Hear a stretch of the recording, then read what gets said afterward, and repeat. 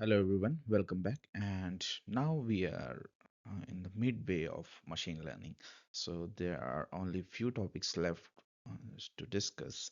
So today we are having a topic called K means, or in simpler words, we can also call it clustering. So what is clustering here? So clustering is basically finding structures without any labels. So in this, what we are doing, we are just simply finding the structures. What we are doing, we are,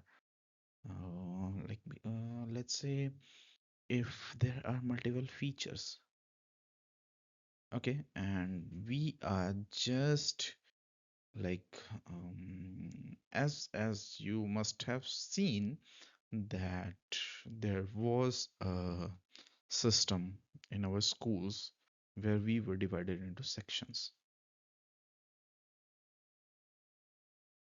Okay, so I was when where you were divided into sections. Okay, so what does section signifies? So basically, I'm talking about my time. So in my time, the sections were basically divided into in this way. Like we were having four sections at that point of time: A, B, C, and D. A, A were people from A were like they need guidance only. Okay, and in section B, we were teaching them. In C, we were hoping that they will do something. And in D, those were the outlaws. We never had any hopes from D sections people or the children's from D section. So basically, what we were doing, we were just clustering different type of students. What we were doing, we were having some good minds who were like very good in studies and other stuffs. They just needed guidance, so we were putting them into section A at that point of time. And in section B, what we were doing, we were having the childrens or the kids which can like who can perform well when we work with them. So section B was also good, but the section C and section D, basically the school was not having high hopes. So those were the features. Like as I was saying, if somebody is good in studies, that is feature. And let's say persistence. Those are for section B people. So they were persistent. We were like, yes, if we work with them, they can be turned into basically a good, even a state topper as well. Section C was something which was in the range of 50-50, like they might pass, they might not pass. And section D was something like whether they pass or not, we are going to have them. So this was a general perception at that point of time. But basically, clustering means segregating or just bundling. Like let's say we were bundling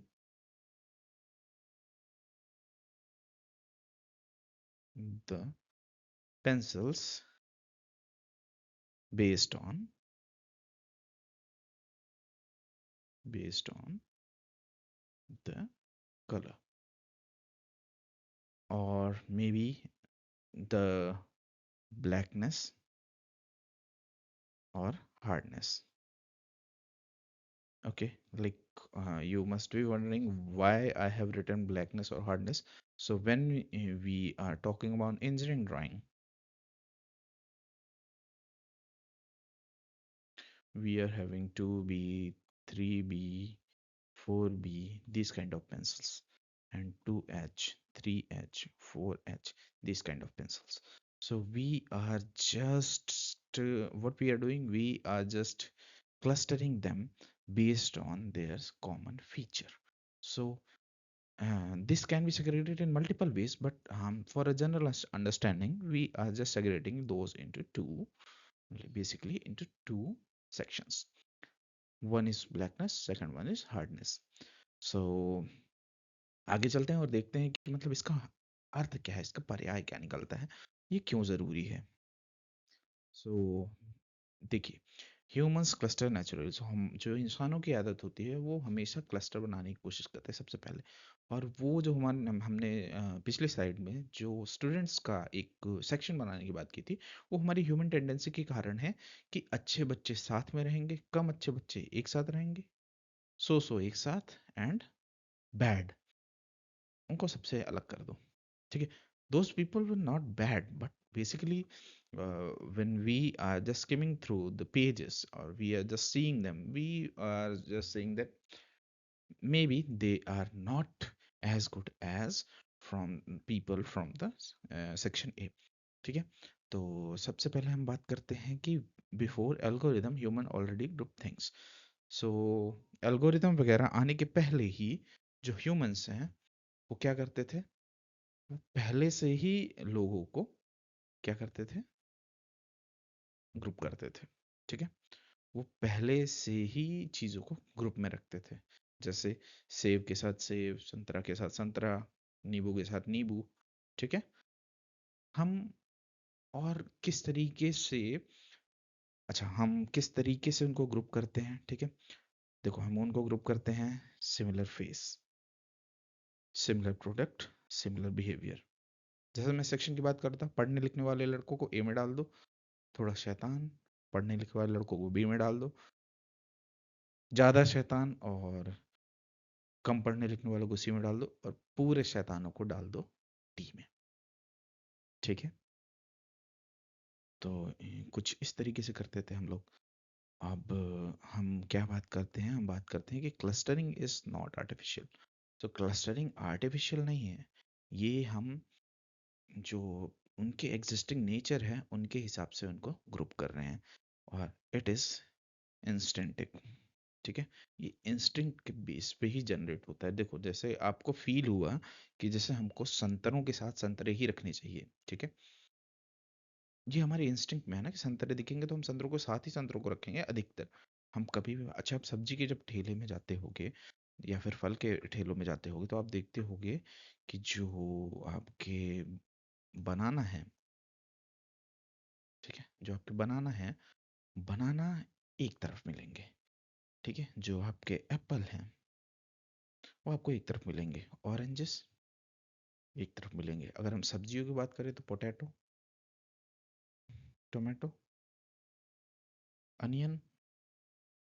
तो हमने सबको cluster कर दिया, basically हमने सबको cluster कर दिया। और ये हमारे बेसिक जो हमारा ह्यूमन टेंडेंसी है, हमारा जो इंस्टिंक्ट है, उसके बेस पे हमने ये सब किया। अब सबसे बड़ी बात आती है कि असली समस्या क्या है, द रियल प्रॉब्लम। तो यहाँ पे असली समस्या ये है कि अ machine does not understand similarity, it only understands number.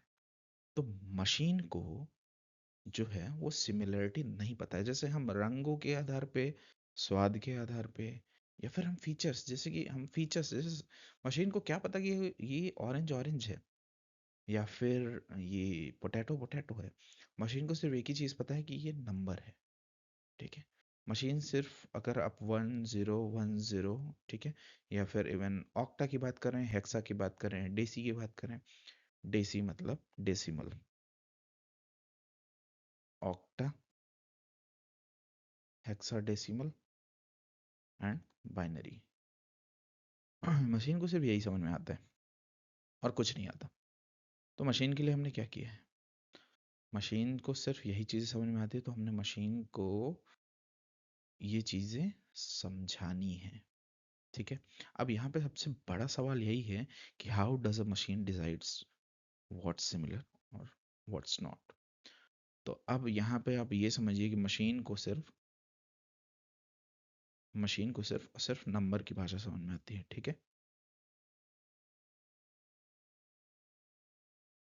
Machine सिर्फ अंकों की भाषा जानता है, ठीक है।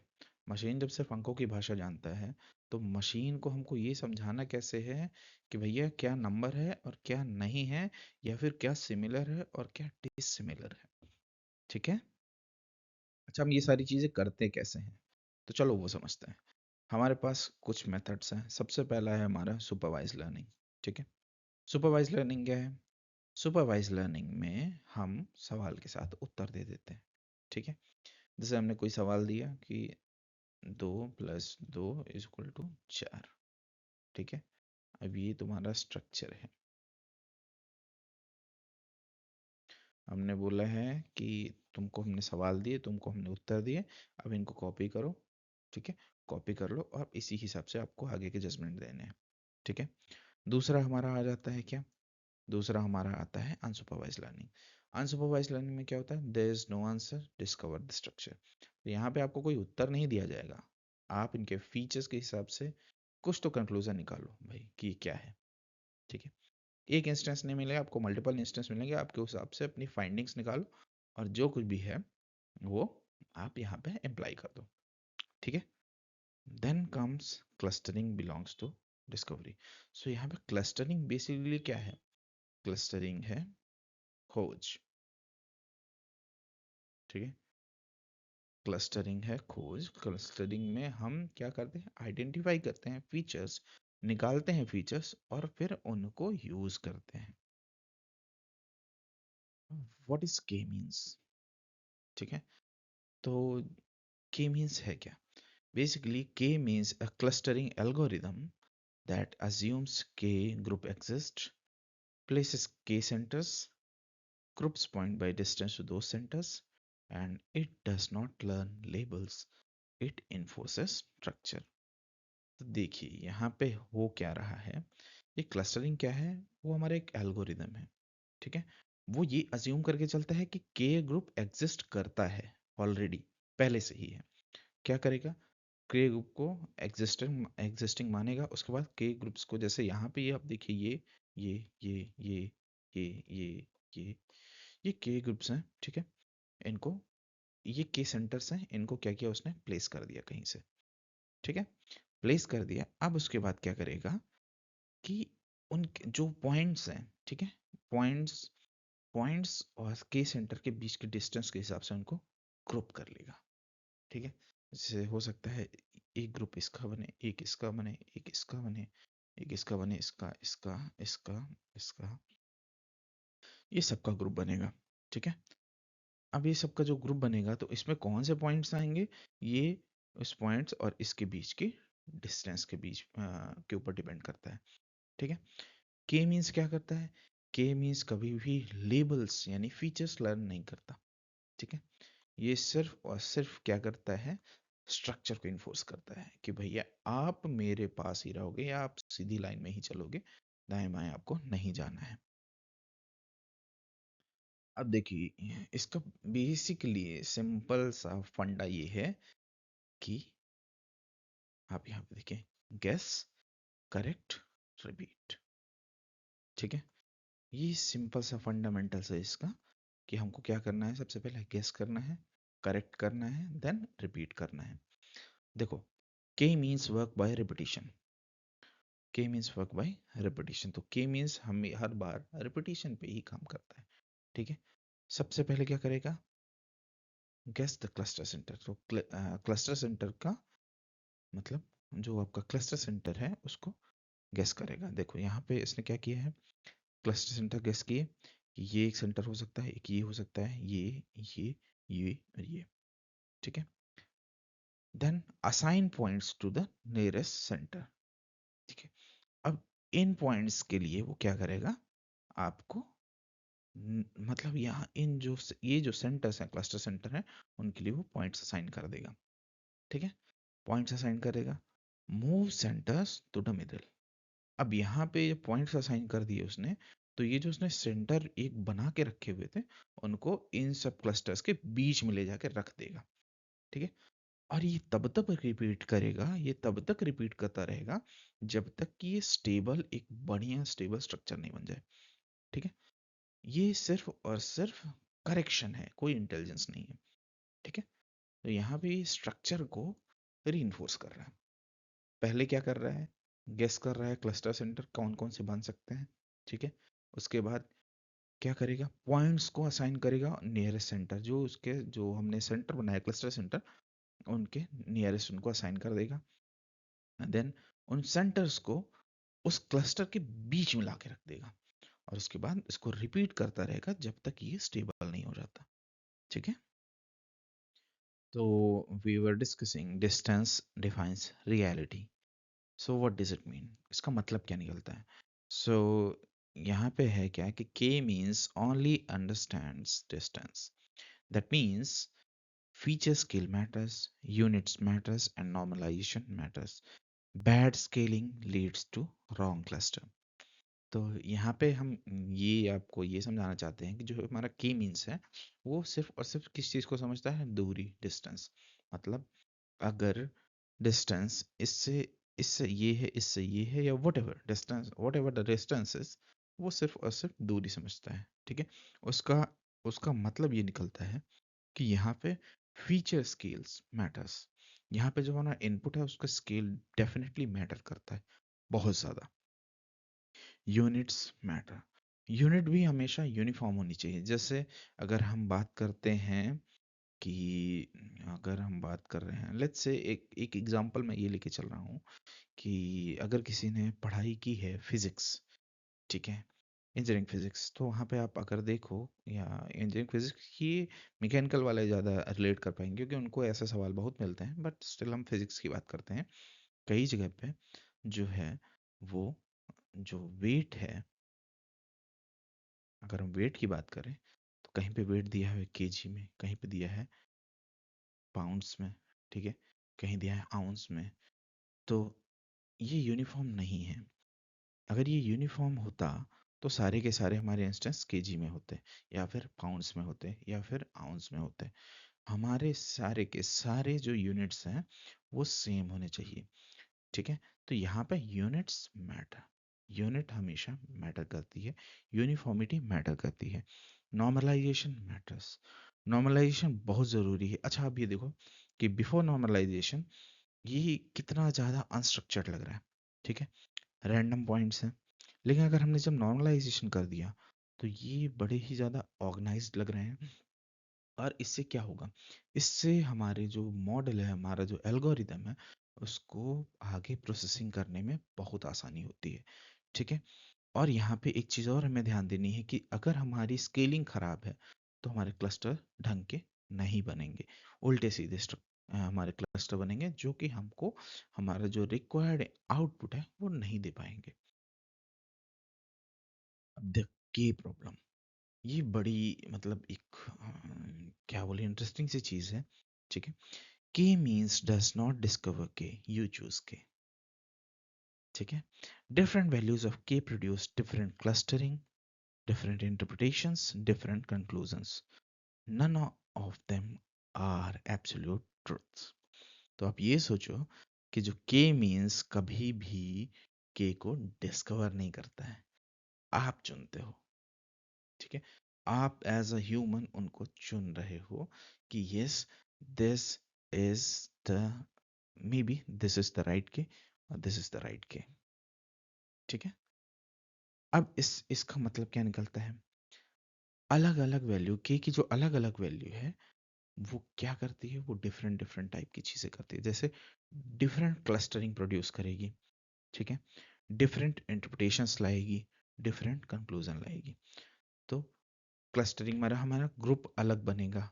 ठीक है, इंटरप्रिटेशंस हमको उनको समझना ही अलग, मतलब देखो क्या सीधी इंटरप्रिटेशन यहाँ पे ऐसा हो गया कि अगर हमारा अलग ग्रुप बना हुआ है, उसके कुछ फीचर्स कुछ डिफरेंट टाइप के हैं, तो हम उसको इंटरप्रेट उस तरीके से करेंगे कि yes these are the common features and this should imply something whatever that may be. Okay, like let's say we are having something, a group of 26 letters, and that implies that those are alphabets. Okay, and in the same, like same, the same thing when we are clustering the Hindi, uh, like Hindi swar and vyanjan, basically consonants, we are having 35. 35, 36, I don't recall exactly, and that's shame on me. But मैं आपको ये बताना चाहूँगा कि हमने अलग चीज़ें interpret की अलग अलग ग्रुपिंग से, ठीक है, डिफरेंट कंक्लूजन, हर एक क्लस्टरिंग का अलग कंक्लूजन निकलता है, ठीक है। तो यहाँ पे आपको ये याद रखना है कि कुछ भी एब्सोल्यूट ट्रुथ नहीं है, ये सब रिलेटिव है कि भाई हाँ, मतलब एब्सोल्यूट जीरो यहाँ पे कुछ नहीं है, यहाँ पे जीरो अलग है, ठीक है। एल्बो मेथड, एल्बो मेथड पे बात कर लेते हैं कि as K increases cluster get tighter, it and then what happens, the improvement slows down and the elbow is not a rule, it is basically a guidance. तो elbow method क्या है, जैसे जैसे हमारा के बढ़ेगा वैसे वैसे हमारे क्लस्टर जो है वो टाइट होते जाएंगे, टाइट होते जाएंगे, टाइटली पैक्ड होते जाएंगे, ठीक है। जैसे पहले मान के चलो कि हमारा जो क्लस्टर था वो ये था, ठीक है। हमारा जब जैसे जैसे की वैल्यू बढ़ी, वो tighter and tighter and tighter and tighter, बहुत सॉलिडिफाई होके कुछ यू बन गया, ठीक है। अब क्या होगा यहाँ पे, हमारी जो इम्प्रूवमेंट्स हैं, ठीक है, हमारी जो इम्प्रूवमेंट्स हैं वो घटती जाएंगी, क्यों, देखो जब हमारा क्लस्टर कम था, हमारी जब के वैल्यू कम थी, तो हमारे पास इम्प्रूवमेंट करने के लिए बहुत मार्जिन था, ठीक है। लेकिन हमारे पास इतना मार्जिन था इम्प्रूवमेंट करने के लिए, जैसे जैसे हमारा 3 पे आया इम्प्रूवमेंट घटा, 6 पे आया और घटा, 5 पे आया और घटा, 8 पे और सो इन एंड सो फोर्थ। तो जैसे जैसे हमारा की वैल्यू बढ़ेगी वैसे वैसे हमारे इम्प्रूवमेंट करने का जो एक मार्जिन है वो घटता जाएगा। और ये एल्बो कोई रूल नहीं है, ये बेसिकली सिंपली से एक गाइडेंस है कि भाई आप ऐसा करोगे तो ऐसा होगा, ठीक है। अब हम बात करते हैं कि के मीन्स जो है वो कहाँ पे फेल हो जाता है, वेयर के मीन्स ब्रेक। देखो, K means assumes spherical clusters, similar sizes, similar densities. Real data often violates these assumptions. So हमारा जो के मीन्स है वो हमेशा अज्यूम करके ये चलता है कि हमारे जो क्लस्टर बनेंगे वो स्फेरिकल बनेंगे, ठीक है। स्फेरिकल समझ रहे हो ना, ये मतलब 3D में आपने गेंद बना दी, ठीक है। सिमिलर साइजेस, एक साइज के बनेंगे, ठीक है, अलग अलग साइज के नहीं बनेंगे। सिमिलर डेंसिटी मतलब हर एक के पास पॉइंट्स सेम होंगे, ठीक है, डिफरेंट पॉइंट्स नहीं होंगे। पॉइंट्स की काउंट बेसिकली, पॉइंट्स अगर एक के पास ए, जैसे ये के है इसके पास 100 है, तो ये जो है उसके पास भी ये 100 अज्यूम के चलता है कि इसके पास भी 100 होंगे।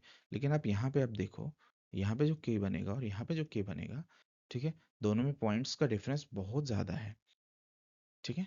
तो यहाँ पे ये फेल होता है, यहाँ पे ये मतलब बेसिकली टूट जाता है, मैं तो टूट गया, बर्बाद हो गया, ठीक है। रियल डेटा ऑफन वायलेट्स दीस assumptions, जो हमारी रियल वैल्यूज है, रियल लाइफ वैल्यूज हैं या फिर रियल लाइफ सिनेरियो है, वहाँ पे हमेशा ये चीज़ें नहीं होती, इसके विपरीत ही होता है, ठीक है। अब व्हेन के मींस वर्क्स वेल, तो के मींस सबसे अच्छा काम कहाँ करता है, ठीक है। हमने तोड़ तो दिया पहले, लेकिन हमको ये भी जानना है कि किस सिनेरियो में बहुत अच्छे से काम कर सकता है। So K means works best when clusters are compact, distance is meaningful, speed matters, data comes from embedding। तो देखो, हमारा जो की मीन्स बहुत अच्छे तरीके से काम करेगा जब हमारे क्लस्टर जो है वो कॉम्पैक्ट होंगे, बहुत वाइड नहीं एकदम, मतलब किलोमीटरों तक चल रहे हैं नहीं, ठीक है। डिस्टेंस इज मीनिंगफुल, देखो डिस्टेंस मीनिंगफुल हो, ये डिस्टेंस नहीं हो कि भैया मतलब एक डेटा पॉइंट एक्स पे है, एक डेटा पॉइंट 200 किलोमीटर दूर है, नहीं। स्पीड मैटर्स, जब हमको फास्ट रिस्पॉन्स चाहिए, तुरंत खटाक से, जैसे चुटकी हो जाए हमको उत्तर आ गया, वो वहां पे चाहिए हमको। Data comes from embedding, data जो है एम्बेडिंग से आ रहा है, ठीक है, वहां पे बहुत अच्छे से काम करता है, इसीलिए ये आज तक यूज किया जाता है। अन्यथा ये बहुत सारी चीजों में जो हमारे रियल लाइफ सिनेरियो में ब्रेक डाउन हो जाए, ये टूट जाए, but still we are using it क्योंकि उसके ये बेनिफिट्स हैं जो यहाँ पे मेंशन किए हुए हैं, ठीक है। तो अब हम देखते हैं हमारा रियल लाइफ एक एग्जांपल है cluster, like basically customer segmentation. तो देखो, इनिशियली यहाँ पे अगर हम इसकी बात करते हैं, initially no level exist, okay, कोई लेवल इनिशियली है ही नहीं, K means group user by behaviour, ठीक है।